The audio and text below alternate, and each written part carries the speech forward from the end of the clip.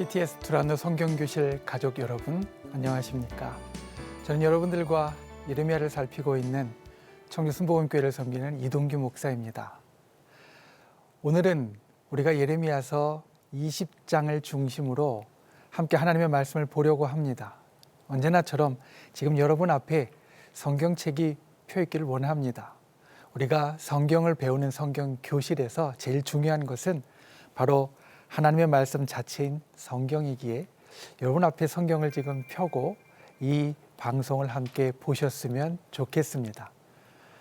지난 시간 우리는 예레미야의 고백록이라고 불리는 몇 개의 본문들 가운데 첫 번째 11장의 말씀을 보았습니다. 그리고 우리가 살면서 우리의 삶이 정말 고난과 그리고 역경 가운데 힘들고 어려울 때 더욱더 찬란히 빛나는 신앙인이 되자 이런 말씀을 함께 나누었습니다. 하루하루 살아가는 우리의 실존의 삶 가운데 괴로움과 어려움 속에서 예레미야처럼 자기 마음속에 있는 깊은 고백을 통해 하나님을 향한 신뢰와 경외를 표현할 수 있는 그러한 저와 여러분이 되기를 소망합니다. 그리고 오늘 우리가 함께 보는 예레미야서 20장은 이 예레미야의 고백록의 마지막 본문입니다. 여기에서는 예레미야가 토로하는 강렬한 마지막 고백이 등장합니다. 오늘 고백록의 마지막 말씀인 예레미야서 20장 18절 말씀을 한번 같이 보십시오. 제가 읽겠습니다. 어찌하여 내가 태에서 나와서 고생과 슬픔을 보며 나의 날을 부끄러움으로 보내는고. 이 말씀을 보면 예레미야가 여전히 하나님을 신뢰하고 경외하지만 아직 큰 어려움 가운데 있다라는 것을 우리가 알 수 있습니다. 그리고 이 앞에 있는 말씀들을 보면 저주라는 단어가 반복해서 나오면서 자기의 생일과 자기의 탄생을 아버지에게 알린 사람을 저주합니다. 그리고 내 인생이 무너진 성읍 같았으면 차라리 하나님께서 나를 태에서 죽이셨으면 이와 같은 어려운 상황을 겪지 않았을 것이다 단식합니다. 여러분, 이 예레미야의 말을 한번 잘 생각해 보십시오. 차라리 내가 태어나지 않았더라면, 내가 차라리 죽었더라면, 이 말을 들으면 무엇이 떠오르십니까? 전형적인 우울 증세 같지 않습니까? 하나님의 사람이 왜 그런지, 왜 이런 일이 있는지 우리는 그 일의 원인을 한번 살펴보아야 합니다. 19장부터의 말씀을 보면 예레미야는 토기장이 옹기를 사서 깨뜨리며 다시 한번 멸망을 선포했습니다. 멸망의 이유는 이 백성이 하나님의 말씀을 듣지 않기 때문입니다. 그리고 이렇게 멸망을 선포한 후에 예레미야는 어려움을 당합니다. 예레미야를 성전의 총감독인 제사장 바수훌이 그냥 두지 않습니다. 20장의 처음 부분인 2절 말씀을 보면 그는 예레미야를 때리고 여호와의 성전에 있는 베냐민문 위층에 목에 씌우는 나무 고랑으로 채워두었다라고 말합니다. 바수훌은 예레미야를 예언자로 알았지만 성전의 책임자로서 멸망을 선포하는 그를 협박하고 그 입을 막았습니다. 다음날 그가 예레미야를 풀어주자 예레미야는 바수훌을 마골 미사빕이라는 이름으로 부릅니다. 뜻은 사방으로 두려움이라는 것이고 그가 다시 한번 멸망과 포로로 끌려갈 것을 예언하게 됩니다. 그리고 이 말씀 가운데 이제 바벨론이라는 이름이 처음 등장합니다. 그곳으로 포로로 끌려갈 것이다 라는 선포입니다. 이렇게 한 사건이 일단락되는 것 같았지만 이 일 후에 예레미야는 우리가 앞에서 본 이 20장의 마지막 말씀들처럼 심각한 마음의 어려움을 토로합니다. 예레미야의 마지막 고백록인데 이유가 있습니다. 그것은 예레미야가 바수훌에 의해서 채찍질을 당하고 갇힌 것은 예레미야서에 처음 나오는 예언자가 겪는 육체적인 고통이기 때문입니다. 그는 하나님의 말씀을 전하면서 여러 어려운 상황들을 겪었지만 그 위협을 넘어서서 직접적인 육체적인 고통을 겪은 것은 바로 이때가 처음이었습니다. 그리고 이 사건을 통하여서 예레미야의 마음은 요동치게 됩니다. 20장 7절부터의 말씀을 우리가 자세히 보면 예레미야는 탄식했다가 기도했다가 찬양했다가 저주했다가 또 탄식합니다. 여기에서도 우리는 다시 한번 우리의 실존적인 모습을 볼 수 있습니다. 하나님을 믿는 하나님의 백성이지만 인생을 살아가면서 때로 우리가 겪는 부침 가운데에서 우리도 때로는 탄식하고 또 기도하고 찬양했다가 때로는 저주했다가 탄식하는 듯한 그런 마음의 변화, 그리고 때로 그 가운데 우리가 겪을 수 있는 우울함을 예레미야는 보여준다라는 겁니다. 우울한 사람들은 인생이 재미가 없습니다. 그래서 때로는 스스로 그 인생을 그만두기도 합니다. 예레미야를 보면 그런데 분명히 우울한 것 같지만 그만두지 않습니다. 그리고 오늘 우리가 보는 20장의 말씀 가운데는 아주 유명한 예레미야서 가운데 아주 유명한 말씀이 등장합니다. 무엇이 이 우울함 가운데서도 예레미야를 계속 살게 만들었는지, 그리고 무엇이 그를 이 모든 삶의 현실을 이기고 하나님의 사람으로서 살아가게 만들었고 오늘날까지 우뚝 서게 만들었는지, 이 말씀을 통하여 깨닫고 때로 우리의 삶 가운데 정말로 우울할 것 같은 그 심각한 상황 가운데 무엇이 우리 인생을 움직여가는가 우리도 보고 깨달을 수 있는 저와 여러분이 될 수 있기를 주님의 이름으로 소망합니다. 오늘 말씀 가운데 우리가 보아야 할 첫 번째는 예레미야의 속에 있는 아주 뜨거운 불입니다. 그리고 이것이 예레미야를 살게 했다라는 것입니다. 1장의 소명기사, 예레미야가 처음 하나님의 부르심을 받았을 때 그 말씀을 기억하십니까? 하나님이 부르셨을 때 예레미야는 거절했습니다. 못하겠다라고 말했습니다. 그런데 그때 하나님께서 예레미야를 설득하시고 그를 하나님의 일을 하는 예언자로 잡아 앉힙니다. 그리고 예레미야는 하나님의 일을 감당했습니다. 그런데 감당해 가면서 자기가 처음 하나님의 부르심을 받았을 때 그렸던 그 그림과는 무언가 다르다, 무언가 잘못됐다라는 생각을 갖게 됩니다.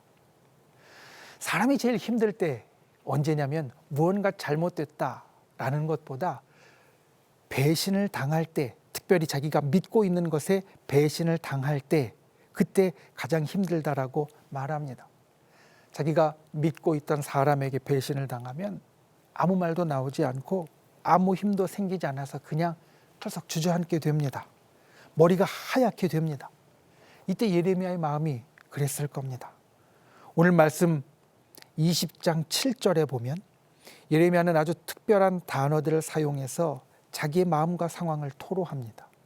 20장 7절의 말씀, 여호와여 주께서 나를 권유하심으로 내가 그 권유를 받았사오며 주께서 나보다 강하사 이기셨으므로 라고 나오는 이 말씀, 여기에는 주께서 나를 권유하셨다라는 말씀과 나를 이기셨다라는 말씀이 나옵니다. 나보다 강하사 이기셨다, 그리고 내가 조롱거리가 됐다. 여기에 나오는 원어들을 보면 권유하심으로는 파타가 되고 강하사는 하자크가 됩니다.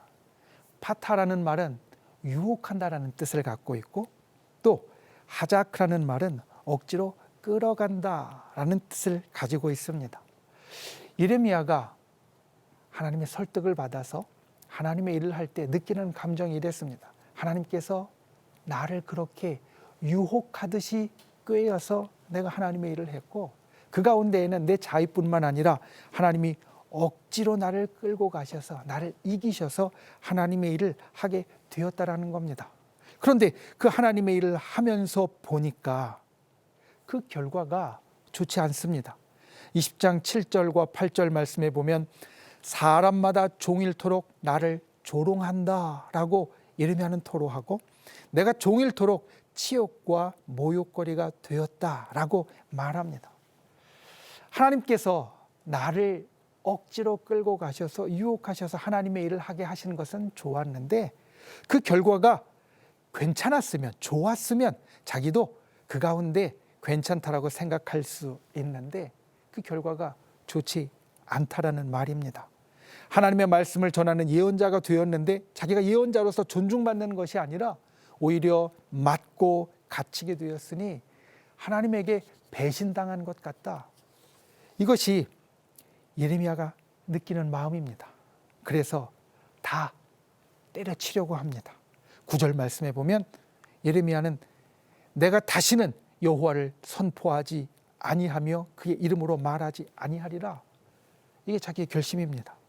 나는 하나님께 배신당하고 그리고 속임, 사기당하는 것 같아서 더 이상 이것을 하지 않겠습니다. 그리고 그 와중에 예레미야는 자기의 속을 들여다봅니다. 우리도 아마 그럴 것입니다. 내가 얼마나 바보 같으면 사기를 당했을까 참 한심도 하지. 그런데 그 속을 들여다보니까 무언가 있습니다.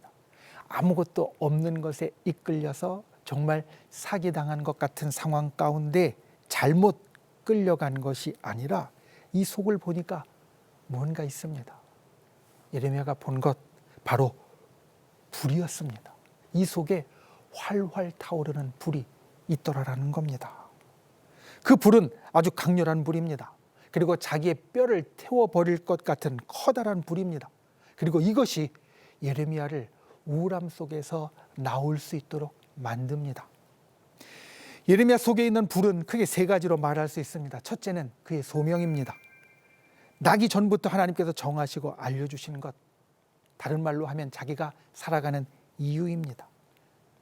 힘들고 어렵지만 내가 살아갈 이유가 이 속에서 불타오르고 있습니다. 두 번째는 하나님의 말씀입니다. 자기가 해야 할 일입니다. 예레미야서의 서두에서 말씀드리는 것처럼 하나님의 말씀은 분명한 실체로서 예레미야에게 왔고 그 속에 자리 잡고 있어서 그 일을 자기가 해야만 했다는 것입니다. 세 번째는 바로 하나님, 그분 자신이었습니다. 예레미야의 모든 일에 함께 하시는 분, 그리고 자기의 삶의 근원이 되시는 분. 그래서 예레미야는 자기 가운데 하나님이 계시다는 걸 알기 때문에 힘들 때에도 하나님께 불평하고 있습니다. 이 세 가지의 불이 예레미야 속에서 타오릅니다. 우울하고 괴롭고 힘들고 어렵지만 여전히 이 속에서 뜨거운 불이 활활 타오르는 것을 봅니다. 밖에서 타오르는 불을 꺼버리려고 했더니 이 속에서 불타오르는 것이 보이더라라는 겁니다. 밖에 불이 괴로워서 나 그만할 일을 외치며 파업하려고 했더니 다시 선포하지 않겠다고 했더니 이 속에서 오히려 속에서부터 나를 태우며 활활 타오르는 것이 보입니다. 그만두려 했지만 예레미야는 이 끓는 열정을 누를 수 없었습니다. 침묵을 지킬 수 없었습니다. 말씀을 가둘 수 없었습니다. 하나님을 떠날 수 없었습니다. 이것이 그에게 있어서 살아가게 하는 힘이었고 에너지가 되었다라는 겁니다. 여러분, 나를 살아가게 하는 힘, 내가 살아야 할 이유와 내가 해야 할 일들과 나를 사랑하는 하나님이 저와 여러분 속에서도 불타오르고 있습니다. 누가 끌 수도 없고 꺼질 수도 없는 그 불이 내 뼛속 깊이 타는 것으로 이 속에 있다는 겁니다. 이것이 예레미야를 깊은 우울 가운데에서 나오게 했고 끝까지 자기의 삶을 불태우는 사람으로 살아가게 만들었습니다. 삶이 힘들지만 그가 살아가는 이유가 되었다라는 겁니다. 때로 우리는 밖에서 일어나는 일이 내게 삶의 이유를 준다라고 오해합니다. 하지만 진짜 나를 살게 하는 것은 안에서 타오르는 불입니다. 밖에 불이 때로 나를 죽이려 해도 안에 불을 보면 우리는 살 수 있습니다. 밖에 불이 심각할 때에도, 그래서 이 속에 있는 것이 안 보일 때도 있지만 내 속에는 여전히 꺼지지 않는 타오르는 강력한 불이 있다는 겁니다. 정말 삶이 힘들고 어려울 때 이 속에서 타오르는 불, 그 불을 볼 수 있기 원합니다.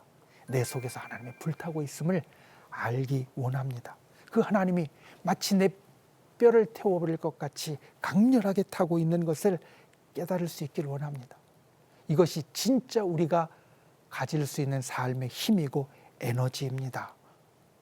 이 하나님의 열정으로, 이 하나님이 주시는 에너지로 하루하루를 살아갈 수 있는 예레미야와 같은 저와 여러분이 될 수 있기를 주님의 이름으로 부탁을 드립니다. 오늘 말씀 가운데 우리가 두 번째로 볼 수 있는 것은 이 타오르는 불이 우리에게 마침표를 찍어준다는 겁니다.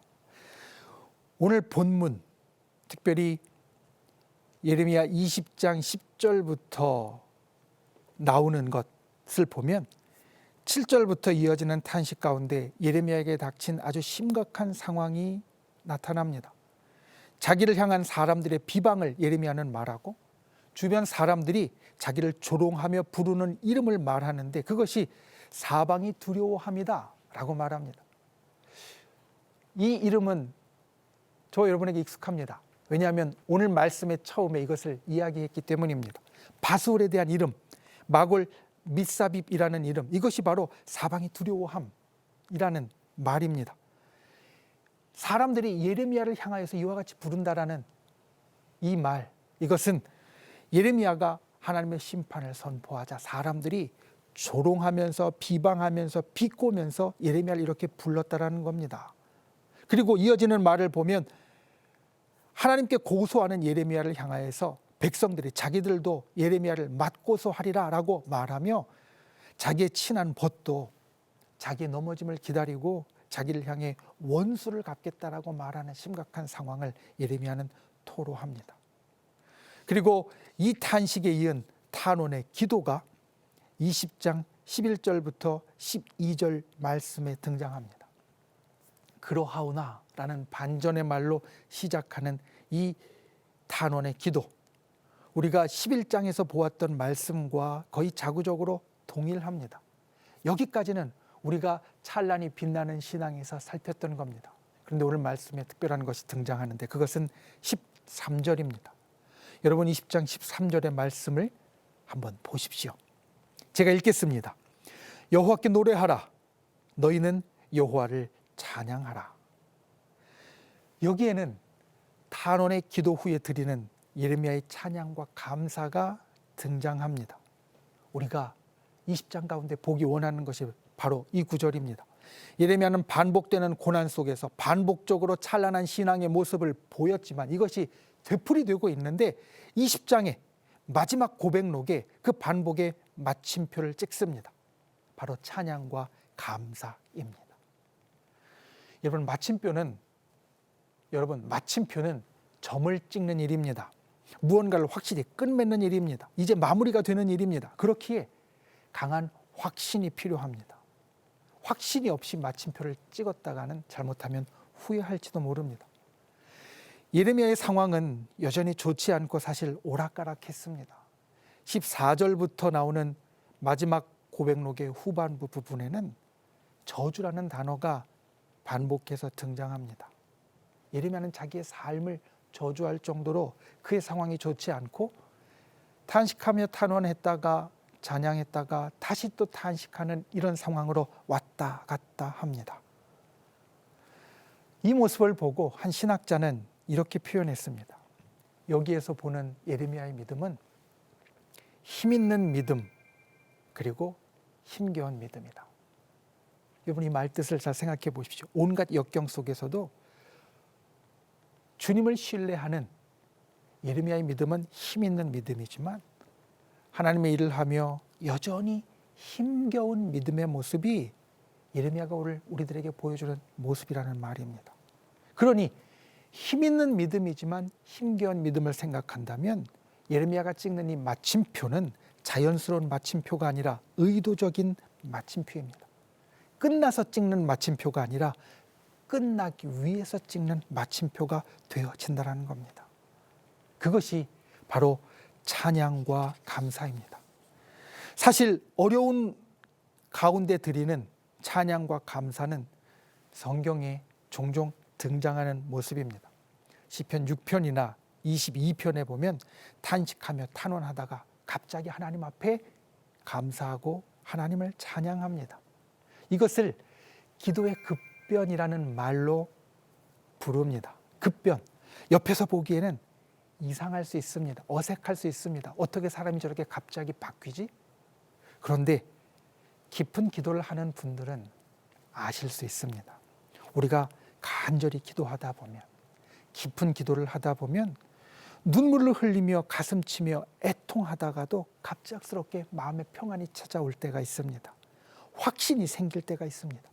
좀 전까지는 통곡하며 기도했는데 그 눈물 속에서 갑자기 감사의 찬송이 흘러나올 때가 있습니다. 깊은 기도를 하는 우리가 경험하는 일입니다. 이것이 바로 오늘 예레미야에게서 보입니다. 하나님 앞에 단식하며 기도했는데 갑자기 찬송과 감사가 나왔다라는 겁니다. 여러분, 탄식의 마침표는 단원이 아닙니다. 우리가 하나님을 신뢰해서 기도하는 것 참 중요한 일이지만 이게 마침표가 아닙니다. 찬란히 빛나는 신앙의 마침표는 그 하나님을 찬양하고 그 하나님께 감사하는 것입니다. 탄식은 저절로 터져 나오고 그 중에 일부는 탄원의 기도를 하는데 그 중에 아주 소수가 그 모든 일들 가운데 하나님을 찬양하고 하나님께 감사할 수 있습니다. 이것은 저절로 자연스럽게 되는 것이 아니라 우리가 힘을 내야 하는 일이 된다는 말입니다. 예레미야의 마침표는 그 속에 있는 불로 인해서 가능했습니다. 우리도 마찬가지입니다. 내 속에 불, 뜨거운 열정이 우리의 탄식 가운데 마침표를 찍을 수 있게 합니다. 어려운 상황 가운데에서도 탄식과 탄원을 넘어 찬양하고 감사할 수 있게 만듭니다. 쉽지 않습니다. 우리도 오락가락할 수 있습니다. 하지만 그래도 찍어야 합니다. 인생의 계속된 탄식과 기도 속에서 예레미야처럼 우리도 마침표를 찍을 수 있는 믿음의 사람이 되실 수 있기를 주님의 이름으로 소망합니다. 오늘 우리가 말씀을 보는 것을 마치려 합니다. 뉴스에서 얼핏 들었던 유행가의 제목이 있습니다. 불타오르네. 관심 있는 분들은 금방 아실 것입니다. 어떤 분들은 이게 뭔가 하실 수 있습니다. 우리나라가 배출한 세계적으로 유명한 아이돌 그룹이 부른 노래의 제목입니다. 그 노래의 설명을 보니까 이렇게 되어 있습니다. 몸이 불타오르도록 청춘을 바치고 있는 사람들 향한 메시지를 담았다. 저는 여러 번 들어보았지만 사실 잘 모르겠습니다. 그런데 이 노래 제목을 보고 제가 떠올랐던 것은 바로 예레미야의 이 고백이었습니다. 청춘을, 인생을 불타오르도록 살아가는 사람들의 이야기가 바로 이 예레미야에게서 나오지 않았을까. 2600여 년 전에 이 땅을 살았던 예레미야에게 있어서 주변이 뭐라 해도 그리고 사람들이 어떻게 보아도 그것들보다 큰 것이 속에서 불타오르는 것, 예레미야는 그것을 느낍니다. 그의 속에는 오직 하나님의 말씀이 삶의 이유를 향한 열정이 불타올랐고 그 열정이 예레미야를 살게 만들었고 예레미야의 탄식에 마침표를 찍게 만들었습니다. 저와 여러분 속에서 이 불이 타올라야 합니다. 저와 여러분도 할 수 있습니다. 예레미야만 했던 것이 아닙니다. 시편에 보면 이 예레미야의 고백록과 비슷한 탄식시가 거의 3분의 1을 차지하고 있습니다. 시편에 하나님을 찬양하는 시를 지은 시편의 많은 기자들이 예레미야처럼 탄식 중에 주님을 찬양하고 감사했습니다. 그리고 예레미야와 시편의 많은 기자들이 그와 같이 할 수 있었다면 오늘 하나님을 믿는 저와 여러분도 할 수 있습니다. 이것이 우리 모두의 일이 될 수 있다는 말입니다. 오늘 살아가는 우리의 삶 그리고 신앙과 예배에 어려움이 있습니다. 그런데 그 속에 반전의 자리를 만들 수 있는 것, 우리의 탄식과 기도 가운데 신뢰와 찬양과 감사의 자리를 만들 수 있는 것, 모든 일에 마침표를 찍을 수 있는 것, 그것은 바로 내 속에 불타오르는 주님을 보고 느낄 때 가능하다. 이것을 기억하고 예레미야처럼 내 속에 뼈를 태우는 열정, 그 주님의 불을 보고 이 땅을 살아가는 하나님의 사람이 되실 수 있기를 소망합니다.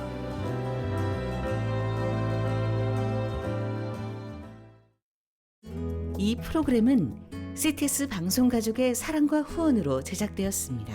후원전화 02-6333-1003번, ARS 060-808-8288 1004번으로 전화 주세요.